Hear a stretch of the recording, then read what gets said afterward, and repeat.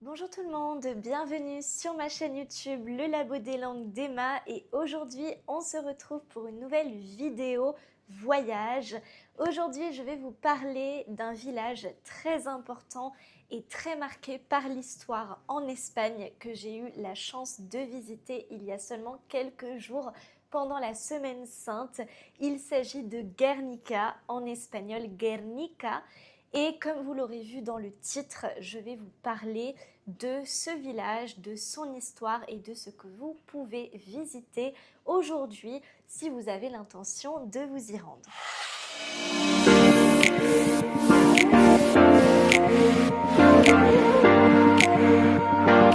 Alors, avant de commencer cette vidéo, si vous me suivez sur ma chaîne YouTube, vous avez dû remarquer un petit changement puisque j'ai enfin pu me procurer un micro. Alors là, c'est les mini micros qui sont très pratiques pour notamment filmer en dehors de la maison, pour les vlogs, tout ça, ça évite de devoir se trimballer tout le matériel.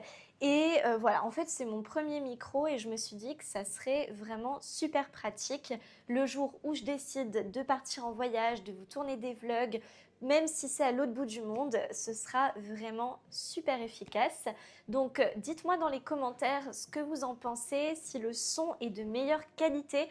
J'espère en tout cas qu'on entend mieux parce que c'est vrai qu'on m'avait déjà reproché plusieurs fois un son de mauvaise qualité et vous avez tout à fait raison.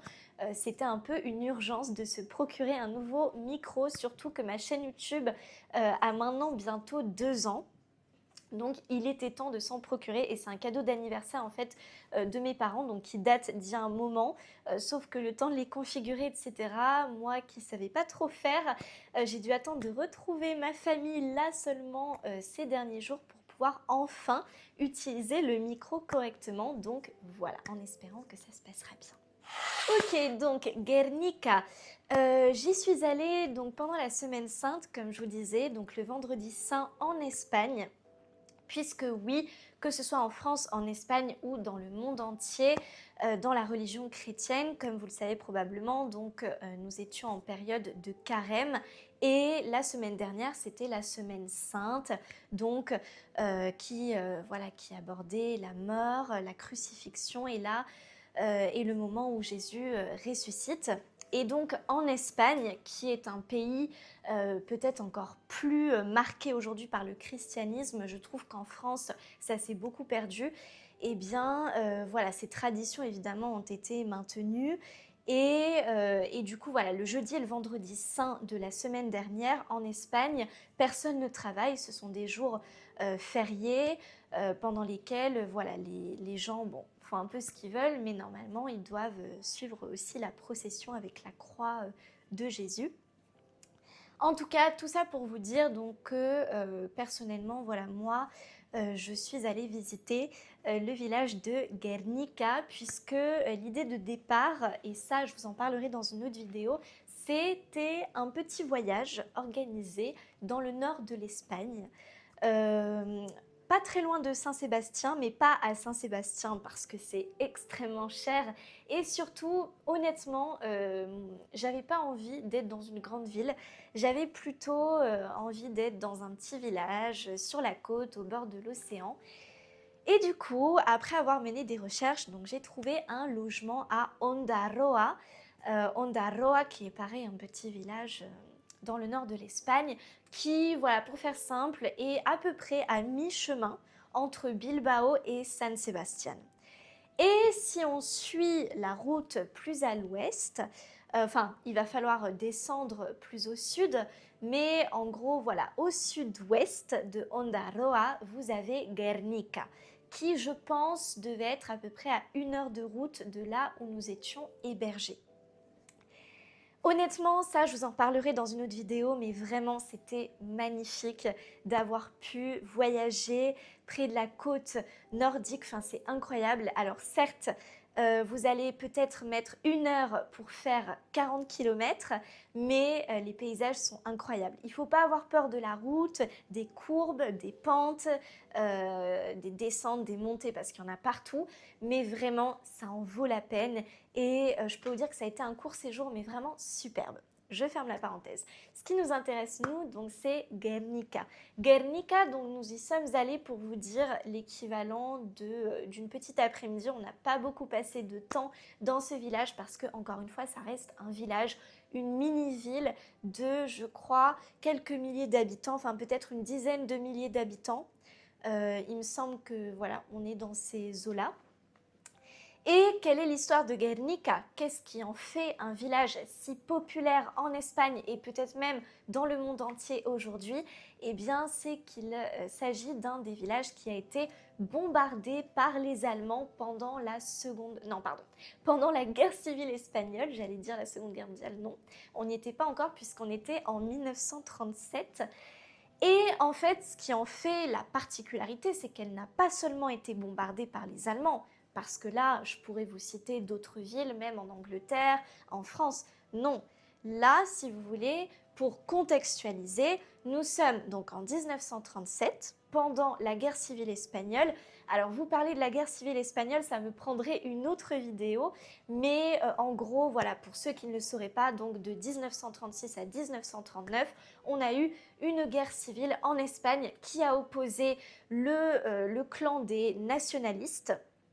Donc les nationalistes, en gros, c'était, on va dire, le clan du dictateur Franco, donc ceux qui étaient alliés des Allemands. Donc c'était plutôt, voilà, ce clan-là des Allemands avec voilà, tous les dictateurs, Hitler, Mussolini, face aux républicains. Bon, il y avait, alors le problème c'est qu'après les clans se sont divisés, donc on avait les républicains, on avait les anarchistes, mais en gros, voilà, tout ce clan-là, qui, eux, voilà, étaient absolument contre la dictature. Et donc ça, c'est pendant la guerre civile. Donc en fait, c'est avant que Franco soit nommé dictateur. À ce moment-là, il n'est pas encore, il n'est pas encore dirigeant de l'Espagne. Mais donc en plein pendant cette guerre, il faut savoir donc que voilà, Franco, qui avait déjà quand même un certain pouvoir, va donner l'autorisation à Hitler, qui était donc son allié, de bombarder donc le village de Guernica, qui à cette époque-là donc était un petit village. Hein, voilà, là encore, on était sur quelques milliers d'habitants. Et encore, je pense qu'à cette époque, il ne devrait vraiment pas y avoir beaucoup d'habitants. Il lui a donné l'autorisation en fait de bombarder la ville pour tester l'aviation allemande. Voilà, c'était vraiment un test, rien de plus. On n'était pas pendant la guerre, l'idée c'était pas de vaincre l'ennemi. Là, c'est juste que les Allemands voulaient tester leur aviation pour être préparés en cas d'attaque des adversaires dans leur pays ou même voilà, s'ils envisageaient de bombarder d'autres villes, d'autres pays. Donc ce n'était rien d'autre qu'un test. Et donc, une fois l'accord donné, donc les Allemands ont décidé de bombarder Guernica le 26 avril 1937. Un bombardement qui a duré à peu près 3 heures d'affilée. Imaginez entendre des bombes vous tomber dessus pendant 3 heures d'affilée, enfin, c'est énorme, surtout pour un petit village, là encore de quelques milliers d'habitants. Alors certes, vous allez vous dire, c'était pas une grande ville, on parle pas de Madrid ou de Paris, mais imaginez voilà, un village certainement pacifique, avec des gens qui vivaient voilà, dans la tranquillité, qui n'avaient absolument rien à voir dans tout ça, qui se retrouvent les victimes d'un test d'aviation et qui aura causé d'ailleurs énormément de morts et très peu de survivants. Donc vraiment, voilà, c'est assez impressionnant quand même de se dire tout ça. Donc le village a été bombardé le 26 avril. Et donc à l'issue de ces bombardements, alors je ne pourrais plus vous dire l'heure exacte, mais je crois qu'en gros c'était au cours de l'après-midi. Et à la fin de ce bombardement, 5 jours plus tard, le 1er mai 1937, Picasso, donc Pablo Picasso, le fameux peintre de Guernica, et c'est d'ailleurs certainement pour ça que vous connaissez le village de Guernica, pour le fameux tableau de Pablo Ruiz Picasso que je vous mettrai en photo, qui est assez impactant et que vous pouvez retrouver aujourd'hui exposé au musée de Reina Sofia à Madrid. Alors c'est pour vous dire un tableau qui a énormément voyagé. De base donc Pablo Picasso a été envoyé pour une exposition universelle à Paris. On lui a donc demandé, ça a été une commande officielle pour voilà, l'exposition officielle qui allait avoir lieu à Paris cette même année. Et donc Pablo Picasso à ce moment-là n'avait aucune idée en fait, il savait assez peu de ce qui s'était réellement passé, il a dû mener ses recherches et seulement 5 jours après la catastrophe. Donc tout s'est vraiment très rapidement enchaîné et c'est là qu'il a commencé donc à réaliser son tableau. Bon, voilà donc pour vous contextualiser les choses. Maintenant, donc si vous allez à Guernica, il y a 2 choses qui vont certainement vous impacter. La première, c'est le fameux Museo de la Paz de Guernica, le musée de la paix du village, de la ville, qui ne parle pas seulement des bombardements qui ont eu lieu à Guernica, mais qui parle vraiment de la paix en général, de la lutte pour la paix, de la paix dans toutes ses dimensions, dans toutes les significations qu'elle peut englober, vraiment parler de la paix dans le monde, inciter les gens à toujours rechercher la paix. C'est un musée donc qui se présente sous la forme de 3 étages. Alors vous avez l'étage -1 où vous allez retrouver des expositions temporaires.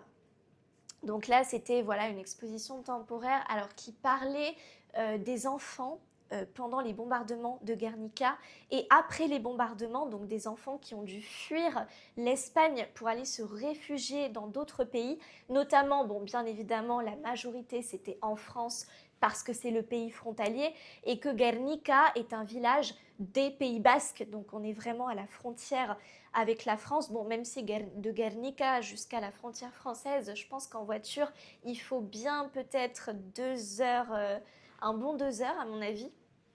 Donc la majorité s'est réfugiée en France. On en a qui se sont réfugiés aussi en Angleterre, en Amérique latine, pas Amérique, Amérique du Sud, pas Amérique du Nord. Donc Amérique du Sud. Il y en a beaucoup aussi qui se sont réfugiés dans l'URSS de l'époque, parce que évidemment en 1937, on est sous le régime soviétique de Staline, sous le communisme, et donc beaucoup des parents qui envoyaient leurs enfants là-bas pensaient que parce que l'URSS était un régime communiste, eh bien les enfants allaient être plus facilement accueillis, intégrés et acceptés par la société. Malheureusement, bon après, il suffit de prendre le cas de la France, on a eu beaucoup de pays qui ont ensuite rapatrié, enfin qui ont obligé ces enfants à être rapatriés. Ils n'étaient plus les bienvenus. Mais voilà donc pour faire simple sur cette exposition. Et ensuite donc pour le premier et deuxième étage, alors le premier étage lui parle vraiment de la paix dans le monde, donc c'est vraiment assez général. Donc ça peut être la paix sociale, la paix économique, enfin vraiment dans tous ces domaines. Et le deuxième étage, peut-être celui qui m'intéressait davantage, est centré lui sur les bombardements de Guernica. Alors le premier étage en parle aussi, mais le deuxième étage vraiment sur le tableau de Picasso et voilà sur l'histoire aussi de cette petite ville ou ce grand village. Donc voilà pour ce musée, ça c'est la première chose à voir, la première chose qui doit absolument vous impacter quand vous arrivez. Et ensuite, la deuxième chose qui doit peut-être vous impacter après avoir visité le musée et après avoir pris conscience de l'histoire de Guernica, c'est de se rendre compte en fait que c'est une petite ville qui est très bourgeoise, qui est très bien maintenue, avec des maisons vraiment très jolies pour des familles aisées.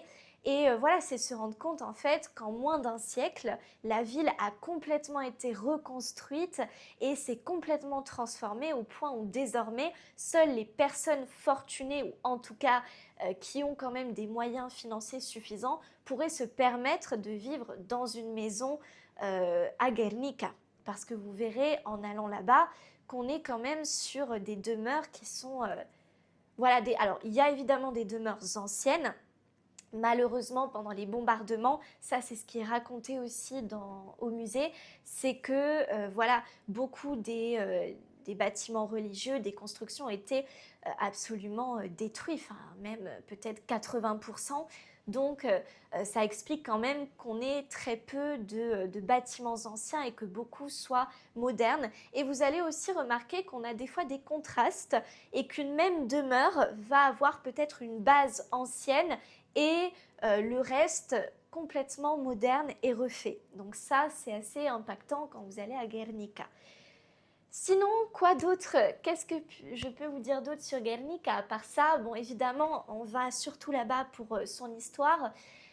Contrairement à d'autres villes d'Espagne ou de France, quand vous arrivez là-bas, en fait, vous n'avez pas l'impression que c'est une ville qui a été bombardée il y a moins d'un siècle.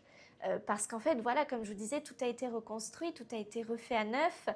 Il y a très peu de traces de la guerre ou des bombardements qui ont été conservées. À part le musée, finalement, voilà, vous avez l'impression d'être simplement peut-être dans un village rupin d'Espagne. Très bien conservé, en très bon état. Et voilà, ça c'est sûr que vous n'aurez pas forcément l'impression que c'est un village qui a beaucoup souffert. Maintenant, si vous interrogez la population, il y a peut-être encore des survivants qui pourront témoigner et vous expliquer. Sinon, eh bien, sachez que là, étant donné que le 26 avril approche à grands pas, là, ils vont fêter les 89 ans. L'année prochaine, ça sera les 90 ans de Guernica. Et du coup, dans 11 ans, donc ça, c'est quand même assez proche, eh bien, Guernica fêtera le siècle des bombardements. Mais pour vous dire quand même que c'est une histoire qui est encore très récente. En tout cas, voilà, j'espère que cette vidéo vous aura plu, qu'elle vous aura intéressé. Je trouve que c'est toujours très intéressant de vous raconter aussi l'histoire de petits villages comme Guernica, bon, qui sont très connus pour leur histoire. Bon, peut-être pas pour une bonne raison malheureusement, mais qui méritent aussi d'être abordés un peu plus en détail parce qu'on parle toujours des grandes villes, on parle toujours des grandes histoires, Première, Seconde Guerre mondiale, mais il y a aussi peut-être des plus petites histoires qui sont aussi très impactantes. Et en tout cas, eh bien, de mon côté, je vous retrouve très bientôt pour une prochaine vidéo. Ciao, ciao!